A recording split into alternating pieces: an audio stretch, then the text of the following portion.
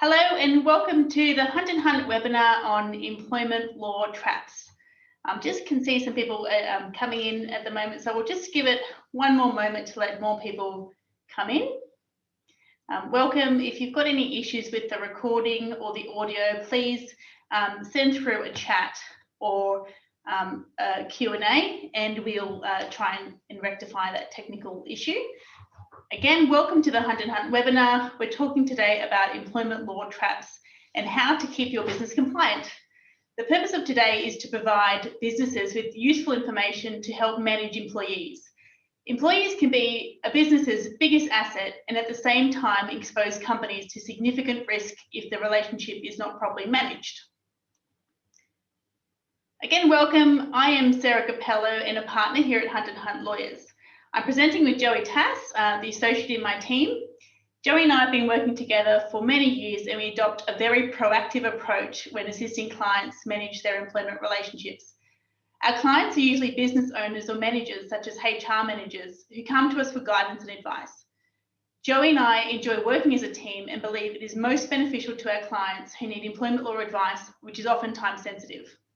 Thanks, Sarah, and hello, everyone. In addition to time-sensitive employment law, and I guess the whole relationship is a constantly evolving one. So we often assist many clients throughout this process, from hiring, managing, and unfortunately in circumstances of firing their employees. So the kinds of clients we really enjoy working with are those that we have an ongoing relationship with. The benefit in this is that we get to know the clients and their particular business needs very well. And it allows us to provide the quick, efficient, and cost-effective advice tailored to that specific client. We also like to keep our clients informed on the latest developments in employment law with various articles that we post, as well as webinars, which is what we're here today for. Thanks, Joe. So today, firstly, we will be breaking up the session into three main categories.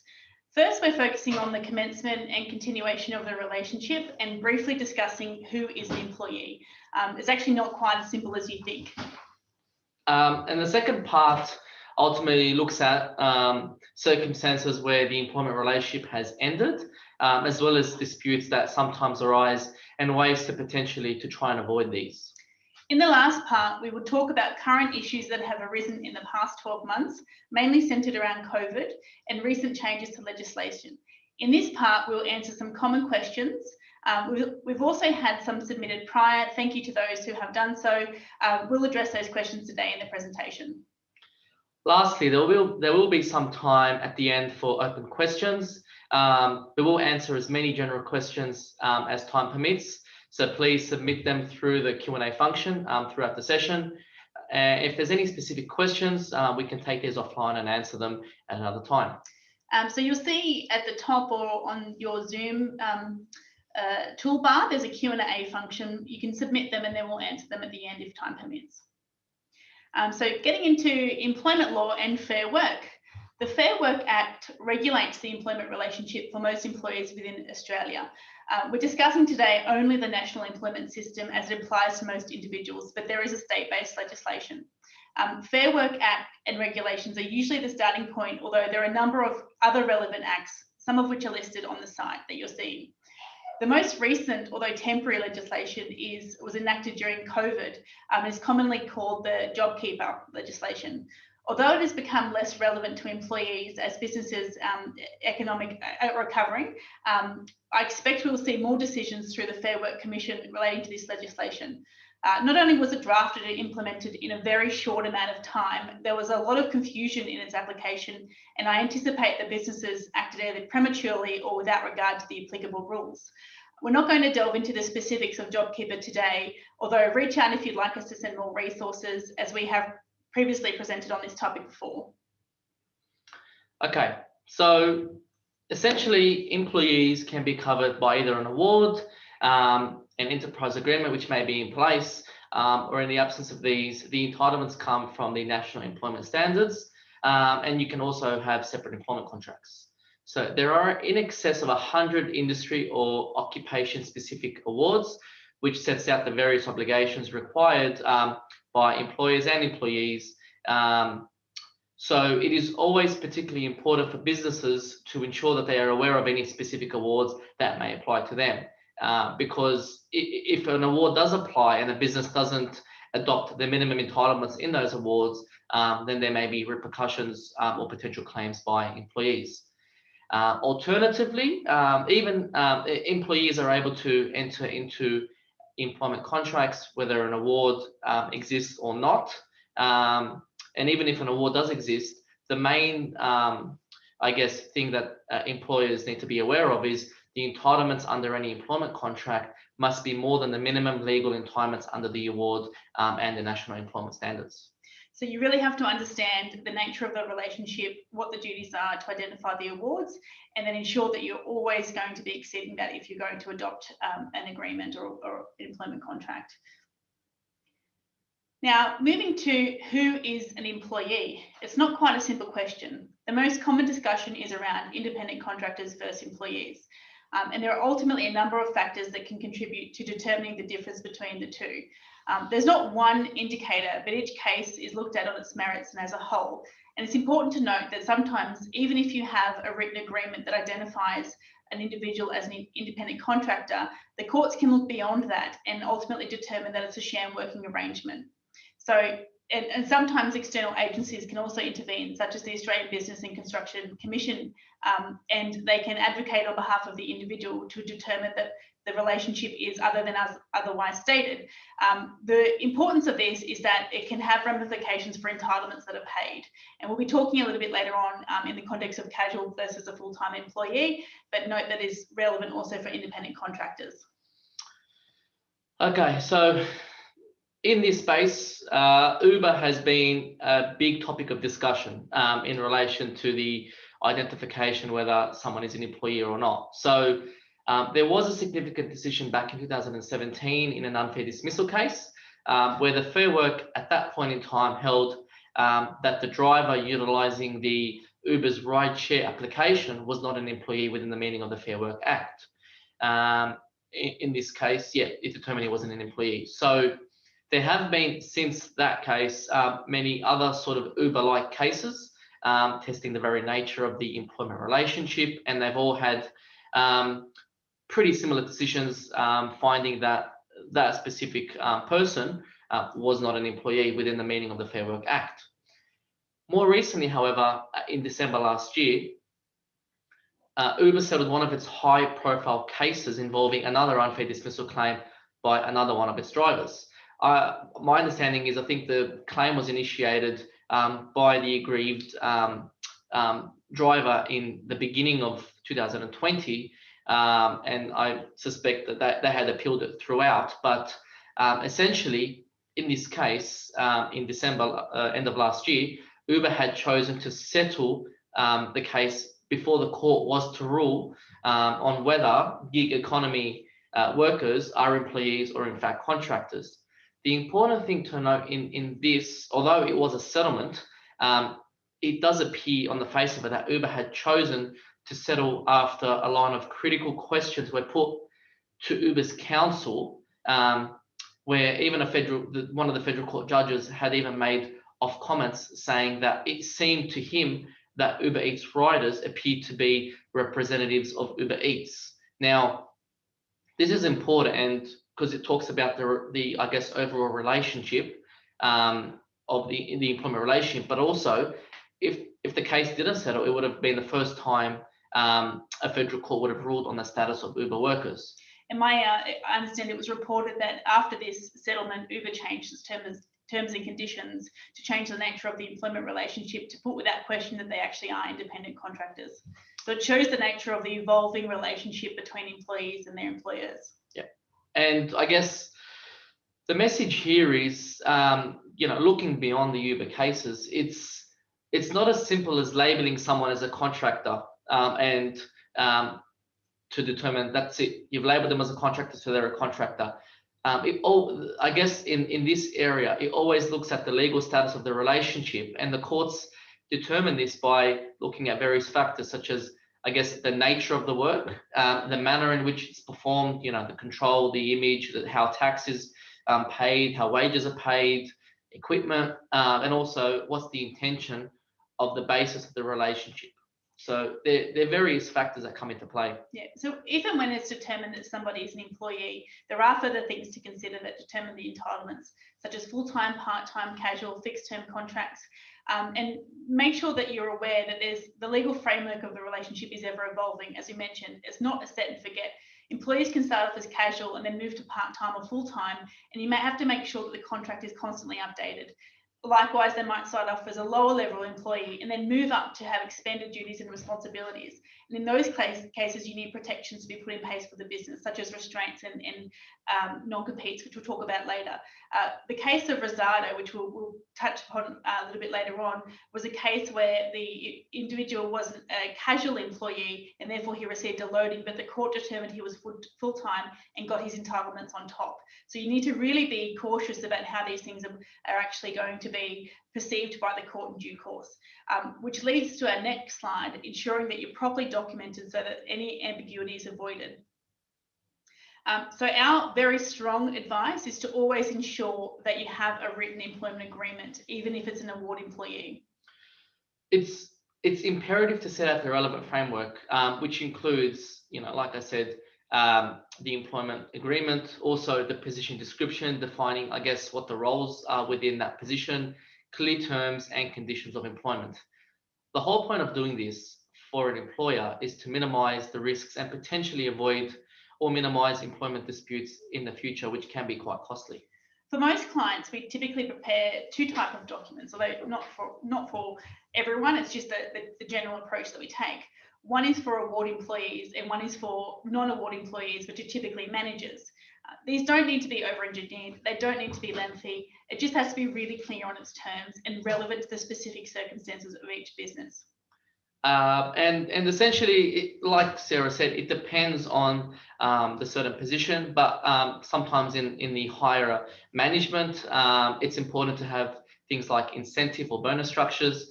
But you can have them, but it's also important to be clear with identifiable targets in order for it to be utilized effectively. So, one of the things I strongly recommend is for businesses to have in place these policies and procedures in relation to these incentives and bonuses, and also how they're paid, how they're determined, so there's clear expectations. And it's also from a cash flow perspective as well for the business. If they are to determine in future who's going to be eligible for a bonus, then they can manage it that way from their end.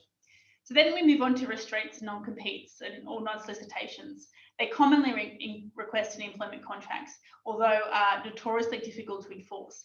Although if they're properly considered and drafted accordingly, then they're a useful tool to protect a business. So they should be contemplated depending upon the factors. And once again, I don't want to give you the lawyer response, but whether such clauses are enforceable or not is really a case-by-case basis, and it does depend on the circumstances. As we mentioned, all employment agreements need to be really clear, and so we've got a best practice guide that we've set out into 3 really clear limbs. As I mentioned, the employment contract needs to be clear, but there are 2 additional limbs which are often forgotten about, which are policies and procedures as well as conduct. Yeah, you're right. Policies and procedures is often forgotten, but in my experience, policies and procedures for an employer are vital as they address the pertinent issues expected of employers, as well as the accepted processes required by employees. It's not just important to have these policies, in my experience, but it's also equally important for employers to communicate them, the policies to their employees, so that the employees understand and adhere to them, as well as enforcing them equally to all. So in my experience, I've helped numerous clients develop and implement policies where they didn't have them in the first place, but they have in turn successfully relied on these policies in defending claims brought against them. So it's very important for businesses to have them. And this is when they're specific to your business. So obviously we would caution businesses from just going and to the internet and getting policies and cutting and pasting them and saying, here you go, here's what they are. They have to be very appropriate to the circumstances. And this then leads to a case study, which is an unfair dismissal case. There were 2 cases with very similar circumstances, but the opposite outcomes. And this involved a case where an employee was found to be drinking while they were on work time. Now, in one instance, in both instances, the employee was sacked, and they then brought unfair dismissal claims. In one, it was found that the dismissal was unfair, and the other, it was not unfair, and it was upheld. Now, in those cases, one case had a policy and procedure which was followed, and the conduct and the circumstances of the employment were that it was unacceptable to drink at work. In the other, it was not. It was commonly a common occurrence where employees would have a couple of drinks on a work lunch and then come back to the office. Now, in that case, it was deemed to be unfair because although there was essentially a written document saying that you can't do it, it was not adhered to. Yes, and I had a specific case where, for a specific client, where one person, for example, slept on the job whilst the other person also slept on the job, and they took action against one but not the other. So there was an argument when I was before the Fair Work Commission about the conduct and applying them equally, and we had to have that argument at the appropriate time. Yeah. So yeah, it is very important, as we were just discussing. This leads to our ending the relationship, which is typically a common question when clients come to us and say, how do I sack somebody? How do I get rid of them?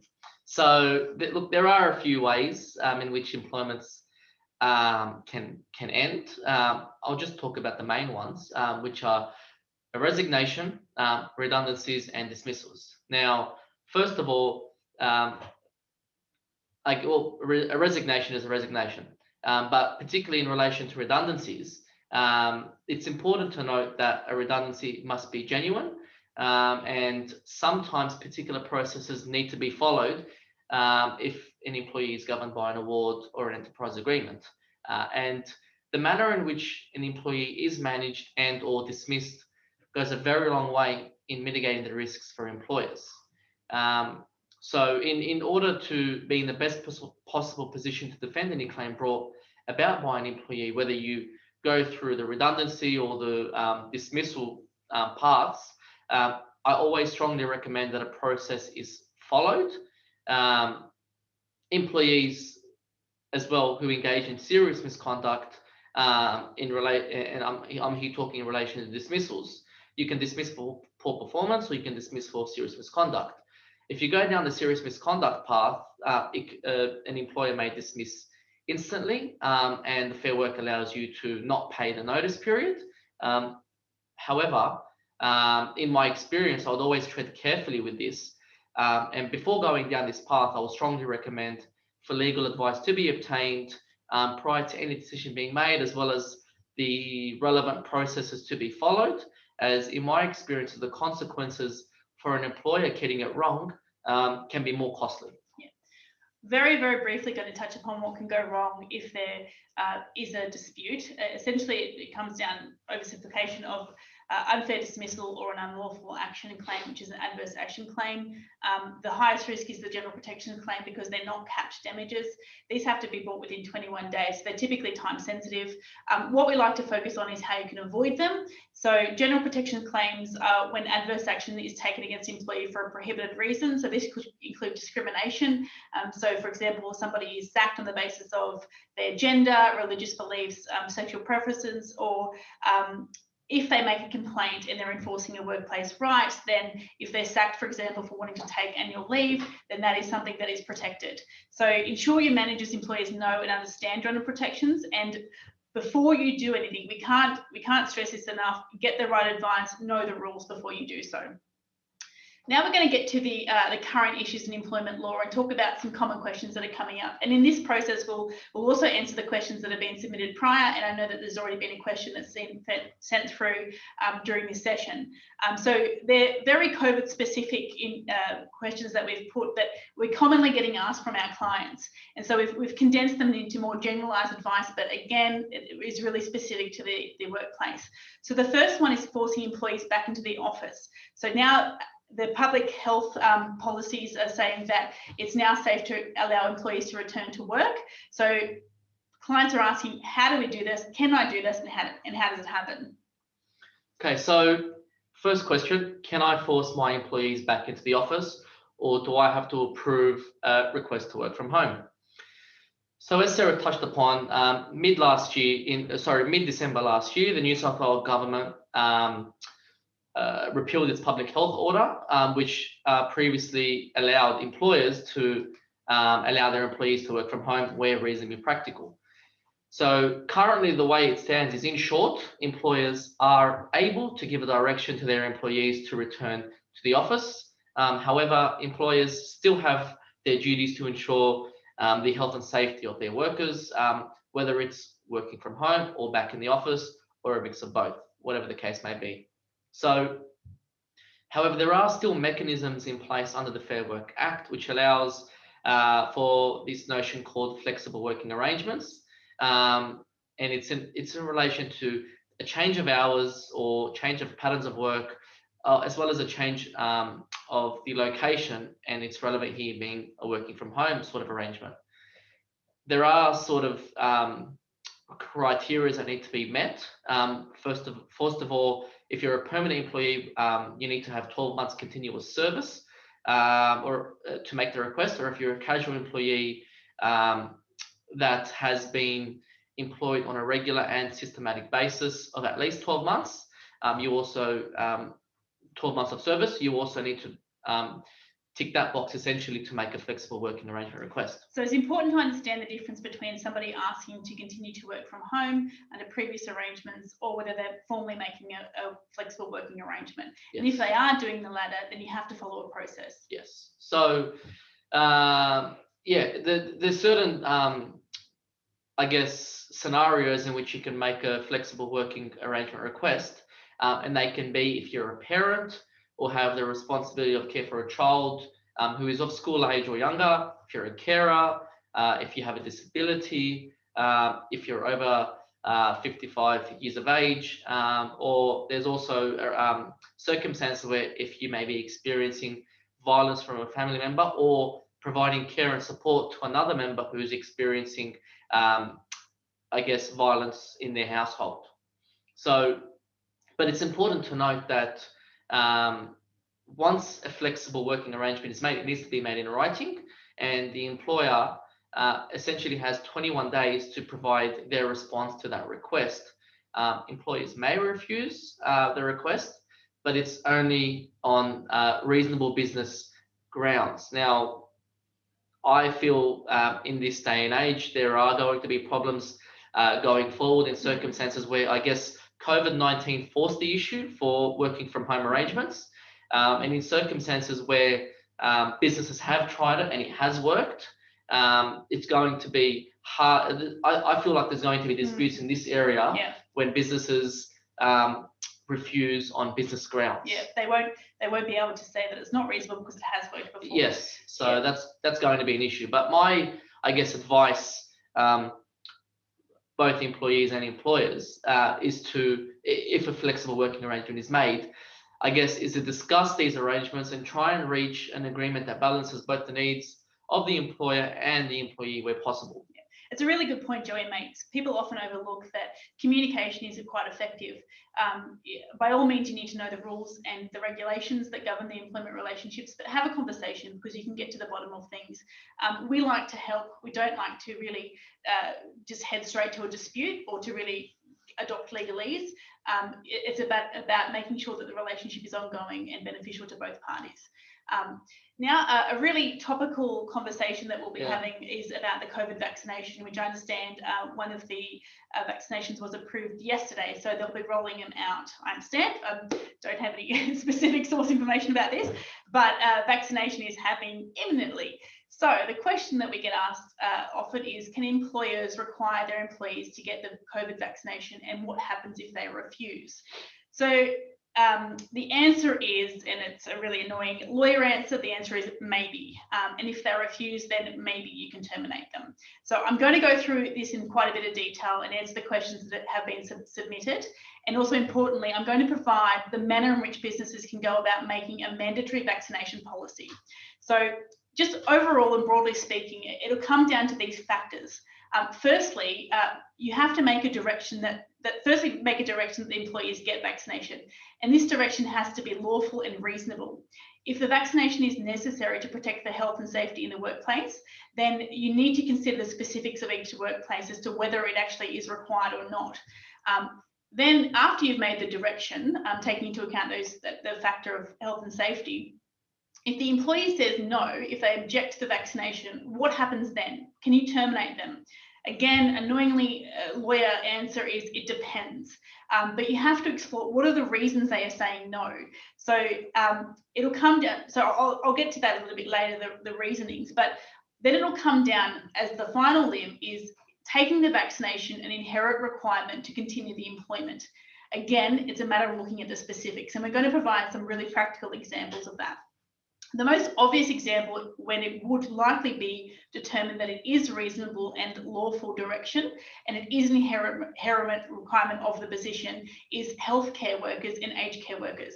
In that instance, it's necessary for health and safety and the protection of both the healthcare worker or the aged care worker, as well as everybody else who they're surrounded by. And it's also necessary to fulfill the inherent requirements of the role in order for them to interact with those people. So in that case, it would be likely that the court would uphold a direction if somebody refused and otherwise doesn't have a valid reason to say no. Looking, however, at office workers, for example, which will be more of a grey area. So for taking Joey, for example, who is a lawyer in my team, Joey works from the office, he occasionally works from home. He does interact with clients sometimes, but given COVID, it's sometimes more on Zoom and more remote than it used to be. Now, if I gave him a direction and made a policy that there was a mandatory vaccination requirement, I gave him a direction that he get COVID vaccination, is that a lawful and reasonable direction? If he says no, can I fire him for this reason? Can I fire him? I hope not. Well, I'd say on the face of it would be no, I can't fire him. But if Joey, however, you have to then look beyond that initial first step. So, for example, if Joey has a client, his main client is in the healthcare and aged care sector, and he has to go to that client to visit them regularly, and therefore he's exposing himself and them to the health and safety risks because he potentially doesn't have the vaccination, then what would happen then in those scenarios? Well, I mean, key question is attending these client sites an inherent requirement of my job? That's right. So you'd have to look to see whether there was any alternative arrangements that could be made, or whether something else could happen in order for him to fulfill the requirements, or whether visiting that one client was so necessary for him to fulfill the task, which would make it an inherent requirement. Well, I mean, I'm just thinking out loud here, but I would just say, can you make accommodations for me? Can I have these meetings via Zoom? Can you go to these clients and make those necessary accommodations? It's just this is what I mean. It depends on what accommodations can be made and whether you can or you can't to determine the next steps that you take. That's right. Also very relevant is the reason that somebody says no. So why would Joey be saying no? And you have to kind of get to the bottom of that. If there's a very good medical reason that he's saying no, he might be allergic to the vaccination, then absolutely you would not then be taking steps to terminate, unless that is an inherent requirement of the role, which you would go back and ask those questions. If he's saying no just because he doesn't want to, then that might not be good enough. And ultimately, if he refuses the direction, that might be a very solid ground for termination. But you have to look at the specifics. We've had a question submitted about a temp agency and whether a large seasonal workforce, or whether you can enforce a mandatory vaccination requirement then. In that instance, you can't give the lawful and reasonable direction because they're not employees. But what you can do is you can make it a condition of the labour hire agreement, and therefore you need to look at those agreements to ensure that those terms are incorporated. It's likely to be that it's more enforceable because it's a negotiated commercial term than otherwise an employment direction that you're giving. You might also consider policies, and you can have a policy where you refuse entry to anyone onto your work site unless that person is vaccinated. And again, that would be another barrier for allowing that workforce to be entering the site because the policy is in place. Now, the other question we've had is, do we think that work health and safety laws will make vaccination mandatory? I don't know. At this stage, I don't know. Obviously, it's a topic that we are exploring, that we're interested in, we're reading. I understand the Prime Minister said at the last Cabinet meeting that it's not mandatory. He'll make it as mandatory as he can, but it's not. But it might come down to each state. So Victoria recently made it a condition of employment in the aged care sector that employees have certain vaccinations, not COVID, it wasn't released at that time, but they had to have other vaccinations. Otherwise, if they didn't have a good reason, they couldn't work in that area. So it might be very state specific. We just don't know at this stage. I'm not aware of any public health orders just yet. So we'll keep watching this space. Well, my personal sort of opinion is I think it may be similar to they may try to roll it out and essentially say no jab, no pay if it's in relation to any Centrelink sort of payments, or even if you want to catch a plane somewhere, it may be in their terms of business that you need to have the vaccination to get on a plane and go to another state or country. So we just have to wait and see how it goes. That's right. Now, if you are a business and you want to implement a mandatory vaccination policy, firstly, you need the policy. So there was a very helpful case that was handed down in 2020 regarding a childcare worker, Arnold and Goodstart. Yep. Where they ultimately, an employee was terminated because she refused to get a flu vaccination. Now, in that instance, there was a mandatory vaccination policy that said that any workers had to have the flu shot. And in fact, the employer gave free flu shots. Now, this was in the context, obviously, of childcare, where there's young children around who are not vaccinated and they require protection. So it was, ultimately set out in stone. It was written that it was a requirement of the job. Now, in that case, she was terminated because she didn't. Unfortunately, she lodged the application for unfair dismissal out of time. So the case was rejected on the basis that it was out of time. But in that process, the court considered the merits of the arguments that she would have raised. And so they did touch upon the reasonableness of the direction in the first place. And they found that it would have probably been a lawful and a reasonable direction. Now, this is giving a good indication of what the courts are going to be looking at in terms of the circumstances and whether these are going to be policies that ultimately can be implemented if there's no reasonable objection made. I understand her objection was not on medical grounds or religious beliefs. It was outside of that category, and therefore her termination probably would have been upheld absent the out of time. Now, the next really important aspect is having a procedure. You have to set out a procedure for dealing with any objections that are made and considering them on a case-by-case basis.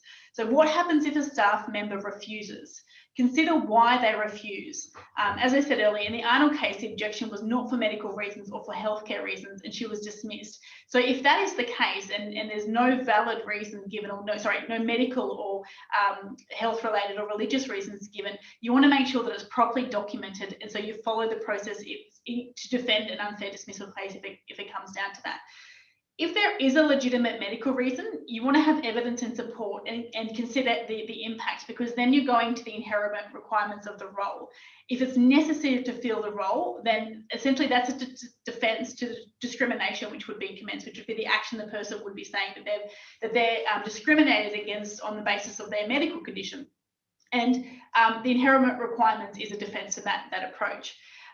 Now, as I said, when it gets to the religious reasons, it's a little bit more grey, but again, have these discussions, seek some evidence, and again, go back to the inherent requirements.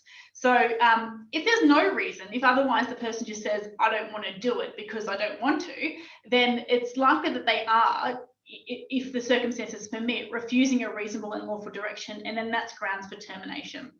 But in that process, you might consider alternative roles that they can do and ensuring that you're meeting a safe working environment. And I guess the message here is, I mean, it's all well and good if you are an employer and you think you've got all the reasons to dismiss someone for whatever the lawful reason is. But the thing that follows it is sometimes you're embroiled in unfair dismissal or general protection litigation. And it's all well and good to think you're right and make the decisions, but these things then get sort of examined under a microscope in proceedings, and it can be a long drawn-out processing and be quite costly. So it's important to get it right from the very beginning, or to consider other alternatives to minimise and avoid, I guess, those disputes. Yeah. So I've had 2 questions submitted on this topic while we're talking. What are our thoughts on potential government directives relating to COVID vaccinations? We answered that earlier. We just don't know. Watch this space. Do we think employers will be drawn into ensuring employees are vaccinated in order to return to work? Yes, I think they are. Most employers will want to have a safe workplace. They don't want people to be unwell. They don't want to expose anyone to COVID. And if this is going to be a method in order to reduce that, the risk of getting coronavirus, then I think employers would be drawn to that. The same way that often employers encourage people to get flu shots, such as in the case of the Arnold case, where that eliminates the risk of being sick. I think this is something they're going to be looking at. And if it's not done right, then there's a huge exposure. Is it possible for such legislation to be put into place to enforce employers into this type of action? That's a really complicated administrative law type of question. Anything's possible, as we've seen in this COVID day and age, where the government have had immense powers to make directions and have public health orders. I just don't know. I don't think the government will provide legislation specifically on this. They've indicated that they probably won't, but you don't know what's going to happen. Another question we've got is, what about warehouses? Again, it really depends upon the specific circumstances. If it is a warehouse where you can physically distance, socially distance, it meets all of the area rules. The COVID safe plans. The COVID safe plans. If there's little interaction, if otherwise you're not dealing with vulnerable people, elderly people, depends upon the nature of the workforce. It really depends if you're in a regional area versus a metropolitan area. It depends whether it's going to be reasonable to require your staff to get them or not. By all means, implement a policy where it is encouraged at least, or potentially require it to be mandatory, and then deal with the objection on a case-by-case basis. If people might be willing to have these vaccinations, and therefore great, but it's the ones who are not willing, and potentially there's polls I think I read today where 70% of people indicated they would get it. What about that 30%? Ask them why, and talk through that and go through that process. So you need to look at things really critically and make it a reasonable determination. So then this leads to post-COVID and potential economic impacts. So businesses, as you know, during the lockdown period, there was the JobKeeper legislation that came about, which allowed employees to stand down and react quite quickly, and that you could issue a JobKeeper direction. But a lot of businesses didn't qualify for JobKeeper and now don't qualify for JobKeeper. So what can you do outside of those JobKeeper directions? So the key question is then, if my business has experienced a downturn, although not enough to qualify for JobKeeper, what do I do? So in these circumstances, if this has happened and you want to put measures in place to ensure the survival of your business, it's very important to ensure that it's done lawfully. Otherwise, the business could potentially be exposed to claims by its employees. So first question, I guess, that comes to my mind is, can you reduce an employee's hours and their remuneration? It's been a commonly sort of explored question, especially since the outbreak of the coronavirus. Now, there are associated risks with reducing an employee's salary, including a breach of contract, potential unfair dismissal claims, or breaches of minimum entitlements under any award or enterprise agreement. If the employee is not covered by an award or an enterprise agreement, they still must be paid at least a national minimum wage. In most circumstances, an employer cannot reduce an employee's remuneration unless it's agreed with by the employee. Doing so without the employee's agreement may result in a breach of contract.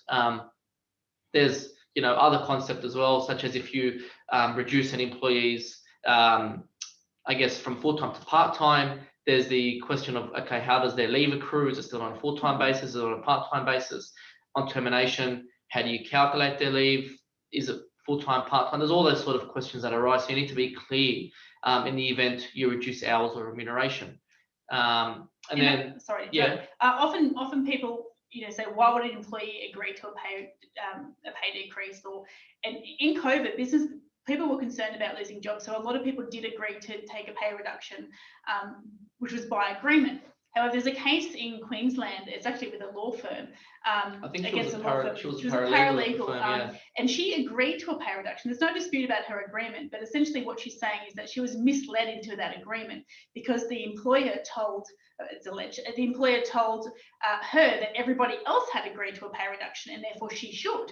And she did. She subsequently found out that not everybody had agreed, and so she's commencing a misleading and deceptive conduct case. So you have to be really cautious about how you're actually getting that employee to agree to the pay reduction in the first instance. So I guess a message here is, as an employer, it's worthwhile to have those full and frank discussions with the employee as to the circumstances, because it may be the case that an employee is not inclined to take that reduction, but after you have this full and frank discussion and demonstrate that there's been a downturn in business, in which case the employee may be more agreeable to take that pay cut or the reduction in days once they're aware of the full picture. If things are so bad though, and you would need to look at sending employees down, and this is something that comes up, it came up pre JobKeeper legislation. Yeah. People were automatically standing down, particularly during lockdown, and this was a really high risk approach, because ultimately, if you're wrong about this, then you'll have to still pay the employee for that time they were not otherwise working. Yeah. So, and this is the thing. Arguably, the stand down provisions in the Fair Work probably didn't think about a pandemic at the time, but it's important to sort of have an understanding of this, and you can essentially stand down an employee if there's a stoppage of work for any cause to which the employer cannot be held responsible. However, there are tests. So first of all, stoppage of work. The Fair Work has pointed out that a stoppage of work should not be so broadly construed to include a mere downturn of business activity, but not so narrowly applied to require the entire stoppage of the business activity. The statutory phrase is a stoppage of work, not a stoppage of the business. And then secondly, a second limb is essentially, can the employee be usefully employed? Now, the Fair Work has also provided guidance on this, on the term usefully employed. And the gist is, if an employer is able to obtain some benefit or value for work that could be performed by the employee, then in the circumstances, the employer would not be able to stand down that certain employee. Now, another option, I guess, in addition to the stand down, sometimes the employer might say, okay, this isn't a too hard basket, and can I make the employee's position redundant? So it's very important to tread carefully in relation to redundancies. It's vital to note that it must be a genuine redundancy. A lot of employers that I deal with don't understand this concept. I've got a bad employee, I'll just make them redundant. It's not that simple. So it must be a general redundancy, and to establish that it's a general redundancy, a process prior to a decision being made must be followed, especially if they're under an award or an enterprise agreement. And the onus essentially falls on the employer to establish that the dismissal of the employee was a genuine redundancy, and they need to show the process that was taken. So, look, I've acted for many in many Fair Work disputes involving redundancies where there has been arguments that the redundancy was not genuine.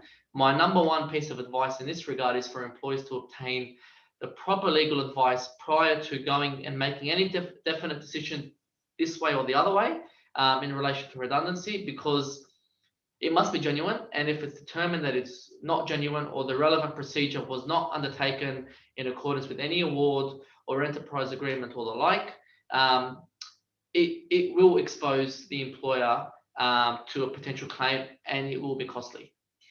Now, moving to managing employees remotely, there's still many employees who are working from home, and how do you manage them? So if they're not sitting in the office, you can't go knock on the door. How do you know what they're doing day to day? Are they watching Netflix? Who knows? So it really comes down to the preparation and the documentation of the employment relationships to see whether they're meeting the expectations or not. So, for example, in their position description or their KPIs, are they properly defined? Is it clear what duties they have, and are there measures to see how they can be properly achieved? So this is coming back to the drafting stage at the start, making sure that it's clearly done. Policies and procedures. This again sets out clearly how the employment relationship is meant to be followed and adhered to. If things are going really terrible and you want to really delve into what your employee is doing day to day, you can monitor your employees' emails. This is permitted, but you must give notice to do so. This is often incorporated into an employment agreement, or there's a policy in place, essentially a surveillance policy. Anything an employee is doing on a business's computer or phone is the employer's property, the business's property, and most employees don't know that. So they often send personal emails back and forth about, my boss is a real horrible person, and this can be viewed by the boss. So just be aware it is permitted, but make sure you have the proper notice in place. If you get into the performance management, give warnings, make sure everything is properly documented, file notes, emails, letters, give them the proper counsel. This can happen via Zoom. Provide opportunities for them to rectify. Follow all of the procedures that you required for an ordinary termination. Just do it remotely. But really, the most important part, though, for what we tell our clients is you need to protect your confidential information in your IP as well. And this can be done, again, in the employment agreement or in policies and procedures. And if you suspect that the employee is otherwise operating in another business or retaining some of the IP, then you can take steps really quickly and aggressively in order to protect that. And it really depends upon the level of the employee, but businesses need to ensure that their property and what they've built up over years is protected. So I just want to say, I guess in relation to the last slide, it's been quite clear in our seminar today about, I guess, the Fair Work legislation, how it's constantly evolving in employment law. I mean, the Fair Work Act was enacted in 2009. We're in 2021 now, so it has been tested for many years, and the various cases have, I guess, made those that are making legislation realise there are inadequacies. So, I mean, as of I think it was the last couple of months, a new bill was proposed to make proposed changes to the Fair Work Act, and key areas are, casual employees, which is a reaction to the Rosado case, which I mentioned earlier. How do you define them? Is it from the commencement of the employment, or does it get determined throughout the employment? There's wage theft, which is there's been a lot of high-profile cases in relation to underpayment. Yes. So they're looking at increasing the penalties and criminalising wage theft, which is will be a really big implication, because often, sometimes it is blatant theft, but other times it can essentially be overlooked because you're not reconciling the employee's duties and classifications with what they're getting paid. And this can happen particularly with award employees, as Woolworths and that's right, Coles and all that have found recently. And I guess in relation to that part, they're not looking at basic errors. They're looking at people that systematically abuse the system to underpay their staff. And then there's other concepts in the bill that they're sort of looking to, I guess, amend, and that's offsetting payments, such as the casual. If you're a casual, then you're determined as a permanent, part-time, or full-time, and you've already received, I guess, loadings and things like that. They're sort of, and mind you, this is a proposal in a bill, so it's not law yet, but they're essentially looking at giving the court the power to look at offsetting payments and, payments already made with entitlements that the employee may be eligible for now they're determined permanent employee. And then I guess in this day and age, in light of COVID, they're looking at sort of putting in place flexible work directions, which are similar to the flexible work directions implemented in the various awards today. Yeah, and just briefly touch the Mondelez case, which was a hot topic for employment lawyers last year. It went from personal leave being calculated as 1 day, which impacted shift workers and part-time employees, but it's reverted back, so everyone can calm down about that. So any questions, and just kind of recapping the points that we've made, we kind of emphasise enough: clear contracts of employment, implement policies, think carefully, get advice. But when you do get to a dispute, think commercially. Your business owners, you want to make sure that you're focusing on the core business that you're trying to promote and operate, and think commercially when it comes to this stuff, but get advice and act accordingly. And also, it's something that you don't really think about much, but if there is a business dispute, I mean, the other thing is there's business interruption. So it puts your time away from focusing on your business to then dealing with this dispute when you can focus, you can put the time to your business. So there are all these sort of unintended consequences as well. So it's important to get it right. We have a question here. For employees on an employment contract, so non-award employees or who are paid above award, what is considered reasonable overtime? Do you have to pay for all additional time worked beyond ordinary hours or offer time in lieu? Or is it reasonable to expect that some overtime is included in the regular salary? As we talked about earlier, the better off, ultimately they need to be better than if the award was adhered to. So for example, if you have an employee on 120,000 who otherwise would fall within an award category, as long as then they're better off overall than if you apply the award provisions, then ultimately then that would be permitted. So again, it comes down to ordinary answer. It really depends. And I mean, you can, like for example, you can include in your employment contract, something about overtime hours, or you can say, your remuneration is inclusive of everything. You can structure it in a way, but the main message is it needs to be, I guess, the boot test are better off overall once you compare it to an award. I've got another question. Does it help to express the possibility of some additional hours in the letter of offer or contract? Yes. Yeah, so I would, this again, it depends how you phrase it, but ordinarily in employment contracts that I prepare, it says, your hours are from, time to time, from 9 to 5, for example, but you may be required to undertake additional hours to competently, complete the duties of your job. So that's perfectly fine to include. But it has to be reasonable as well. So you can't ordinarily expect your employee to work every Saturday when your hours are, or when your days are Monday to Friday, 9 to 5. Yeah.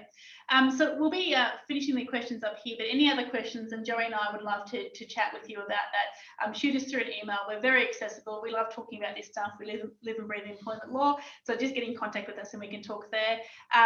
Just wanted to give a quick mention of our next webinar, which is happening on the 25th of March. This is on succession planning. It's protecting your family assets plus more. It will be presented by the wonderful partners Joe Dominello and Catherine Keeley from our North Ryde office, as well as Anthea Tronson. So it's definitely one not to be missed. It will be aimed at business owners as well as anybody who have complicated family structures. So it'll be really applicable to anyone who needs to look down that planning path, which is really anyone who's going to die. So thank you very much for attending today. We hope that you got a lot of value out of this. As we said at the start, we really are in the business of trying to keep our clients informed and knowledgeable. We want our clients to succeed. We are here, we provide a resource to clients who we've had for long times. We value our long-standing clients, relationships with clients, and we're here to help. So particularly to see our clients through these really difficult times. Yeah. So I guess if any employment related questions are feel free to get in touch and we're happy to assist where required. Yeah, so we'll be sending around tomorrow a recording of this webinar so you can watch it again in your own time, Friday night with some popcorn. Or you can just if you want to watch it on a Friday night, go for it. As well as the slides. But thanks very much for joining and we hope you have a great day. Thank you.